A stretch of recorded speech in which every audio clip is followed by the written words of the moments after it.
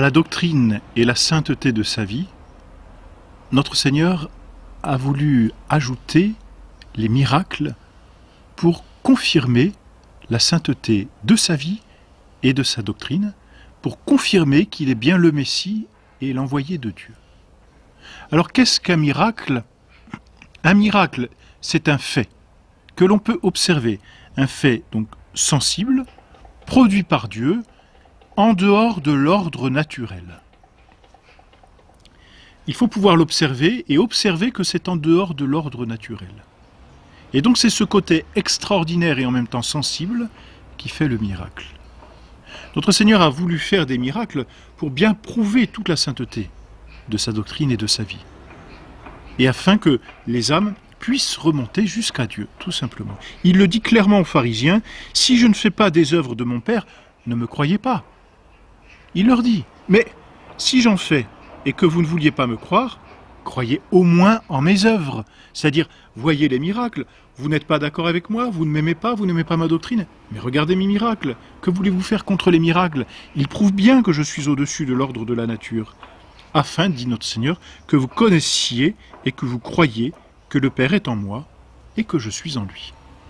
Les miracles sont là pour donc prouver la divinité de notre Seigneur Jésus-Christ. Alors, il y a plusieurs types de miracles que l'on rencontre dans l'Évangile. Notre Seigneur, par ces miracles, délivre par exemple 7 possédés. Et puis ensuite, notre Seigneur fait 10 miracles sur la nature. Il en fait 15 sur les maladies. Et puis, surtout, il en fait 3 sur la mort. Et là, ce sont des miracles encore plus éclatants. 10 miracles sur la nature, 15 sur les maladies et 3 sur la mort. Alors, par exemple, le premier miracle d'ailleurs que l'Évangile mentionne et que notre Seigneur fait durant sa vie publique, c'est l'eau qu'il change en vin. Ça, c'est un véritable miracle qu'aucun pouvoir humain n'est capable de faire, car c'est un changement de nature. La nature de l'eau a été changée en la nature du vin. Bon, autre miracle, ce sont les pêches miraculeuses. Autre miracle encore extraordinaire, c'est la tempête apaisée, ça c'est clair. Notre Seigneur commande au vent et à la mer. Qu'une tempête s'arrête, on sait bien que ça arrive toujours, mais qu'une tempête s'arrête sur une simple parole et au moment où elle se déchaîne, c'est un miracle. Autre miracle encore que notre Seigneur permet, c'est à Saint-Pierre. Saint-Pierre marche sur l'eau. Ça aussi, c'est un miracle. Ensuite, les multiplications de pain. On voit notre Seigneur pris de compassion pour cette foule qu'il n'ose pas renvoyer les mains vides et affamées. Je ne peux pas, dit-il, renvoyer cette foule sans qu'elle ait mangé, elle va tomber d'inanition en chemin. On retrouve là le souci de notre Seigneur pour les âmes. Alors que fait notre Seigneur? Il demande à ses apôtres, est-ce qu'on a quelque chose à manger?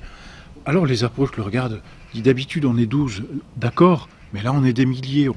Alors notre Seigneur dit, donnez ce que vous avez fait, donnez ce que vous avez, et notre Seigneur multiplie les pains. Et il multipliera aussi des poissons.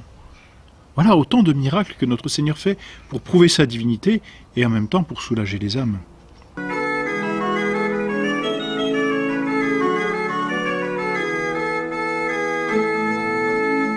Le figuier desséché aussi. Notre Seigneur fait ce miracle sur le figuier desséché qui ne porte pas de fruits. Notre Seigneur passe devant. Alors, il est avec ses 12 apôtres, ils ne sont pas en ligne, n'est-ce pas? Il y a comme une colonne, si l'on peut dire, enfin, ils sont par petits groupes. Notre Seigneur passe devant ce figuier et voit qu'il ne porte pas de fruits. Il maudit le figuier. Et les derniers apôtres qui passent voient ce figuier complètement desséché. Voilà un miracle de notre Seigneur sur la nature. On voit que notre Seigneur par là est maître de la nature, il prouve sa divinité. Ensuite, il y a toutes les guérisons que notre Seigneur opère. Guérison à distance ou alors à proximité, peu importe, il est Dieu. La distance n'a aucune importance pour Dieu. Dieu est dans les cieux. Alors notre Seigneur guérit le fils de l'officier de Capharnaüm. Notre Seigneur guérit la belle-mère de Simon-Pierre, ce qui en fait sourire plus d'un. Notre Seigneur guérit le lépreux, le paralytique, qu'on fait descendre, n'est-ce pas, par le toit, tant il y a une foule autour de notre Seigneur. Et notre Seigneur lui dit, tes péchés te sont remis. Et là, les pharisiens se regardent entre eux, et puis regardent notre Seigneur et disent, mais qui est-il? Il n'y a que Dieu pour remettre les péchés. Notre Seigneur qui lit dans les cœurs, leur dit, pour que vous sachiez que j'ai le pouvoir de remettre les péchés, eh bien, je vais vous montrer que je suis Dieu et que je peux faire des miracles.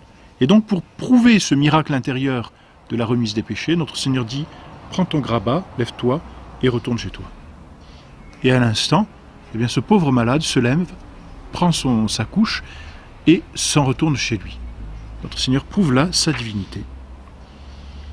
Bon, le serviteur du centurion, la main desséchée que notre Seigneur guérit, les 2 aveugles, l'hémorroïs, enfin bref, le sourd-muet, les aveugles de Jéricho. Et puis aussi, le dernier miracle qu'il opère, c'est l'oreille de Malchus. Saint Pierre donne un coup à ce serviteur, coup maladroit ou bien visé, on ne sait pas. En tout cas, il arrache l'oreille. Que fait notre Seigneur Jésus-Christ?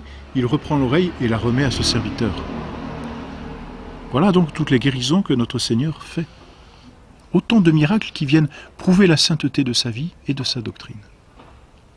Et puis enfin, les 3 grands miracles que notre Seigneur fait sur la mort, sans parler même de sa propre résurrection, ce sont les 3 autres résurrections que l'Évangile nous livre et qui sont là la preuve la plus éclatante de la divinité de notre Seigneur Jésus-Christ. C'est tout d'abord la résurrection de la fille de Jaïr, où là notre Seigneur prend avec lui ses 3 apôtres comme témoins. Il fait sortir donc tous ceux qui sont en train de pleurer et de jouer déjà des instruments. Il fait entrer avec lui Saint Pierre, Saint Jacques et Saint Jean. Et puis il prend la main de cette fille et puis lui ordonne de se lever. En toute simplicité, sans aucun effort, notre Seigneur ressuscite cette jeune fille. Et puis la fille de la veuve de Naïm, on en a parlé la dernière fois, cette pauvre femme, veuve et qui n'a qu'un fils unique, qui part enterrer donc sans fils, et notre Seigneur voit ce convoi funèbre se diriger vers le cimetière. Pris de compassion, il arrête le convoi, touche le cercueil et dit « Jeune homme, je te l'ordonne, lève-toi ». Et à l'instant, le jeune homme est ressuscité. Et il le rendit à sa mère. Notre Seigneur non seulement prouve sa divinité par là, mais en plus, il réconforte des âmes, l'âme de cette pauvre veuve. Et puis la dernière résurrection que notre Seigneur a opérée, c'est la résurrection de son ami Lazare. On voit ici notre Seigneur et dans son humanité et dans sa divinité. Notre Seigneur aime Lazare. C'est un ami qui lui est cher, très cher. Et lorsque notre Seigneur se rend au tombeau de Lazare, il pleure. Et ensuite, il opère ce miracle de ressusciter Lazare. Alors, Lazare est dans le tombeau, la pierre est déjà fermée, et là, on a la preuve que Lazare est mort, c'est que quand notre Seigneur dit « faites ouvrir la pierre », on regarde notre Seigneur et on lui dit « mais il sent déjà ». Donc, il est bien mort. Notre Seigneur fait rouler la pierre, et là, notre Seigneur ne rentre même pas dans le tombeau, il dit « Lazare, sors de ce tombeau ». Et Lazare sort du tombeau. Voilà donc les grands miracles de la vie de notre Seigneur Jésus-Christ.